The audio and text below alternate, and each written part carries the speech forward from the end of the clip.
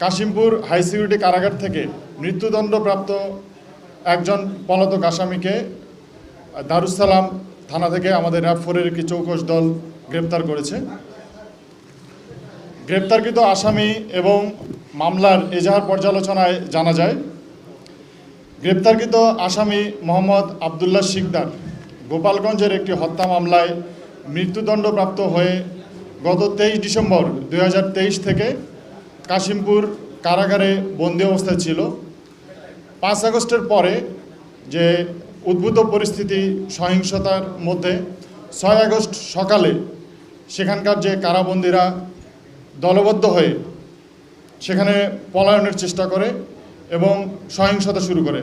তারা সেখানে বিভিন্ন ধরনের সহিংসতা, অগ্নিসংযোগ, ভাঙচুর করে এবং সেখানকার যে কারারক্ষীদের তাদেরকে জিম্মি করার চেষ্টা করে।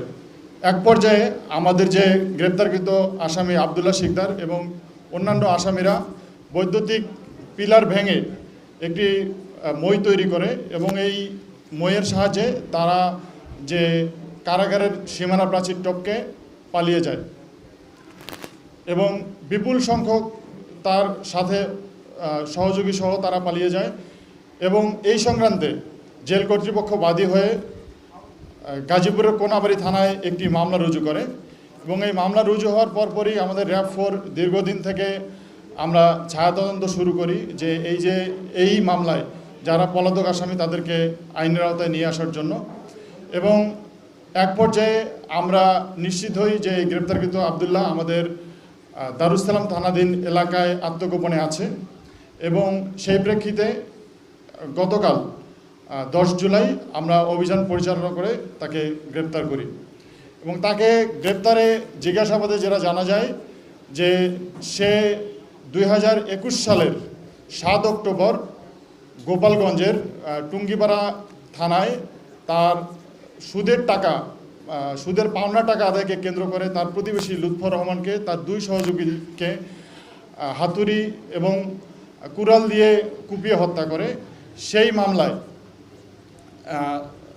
গত 10 অক্টোবর 2021 সে গ্রেপ্তার হয় এবং পরবর্তীতে সেই মামলার রায়ে সেখানকার বিজ্ঞ আদালত তাকে মৃত্যুদণ্ড প্রদান করে এবং পরবর্তীতে 23 ডিসেম্বর 2023 থেকে তাকে কাশিমপুর হাই সিকিউরিটি কারাগারে স্থানান্তর করে এবং সেখান থেকেই সে পরবর্তীতে 6 আগস্ট পলায়ন করে। আমরা গ্রেপ্তারকৃত আসামিকে সংশ্লিষ্ট কোনাবাড়ি থানায় হস্তান্তর করেছি।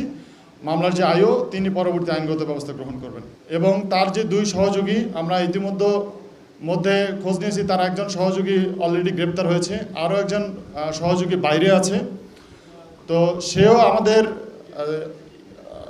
আমরা তার খোঁজ পেয়েছি, সে আমাদের রাডারের মধ্যেই আছে।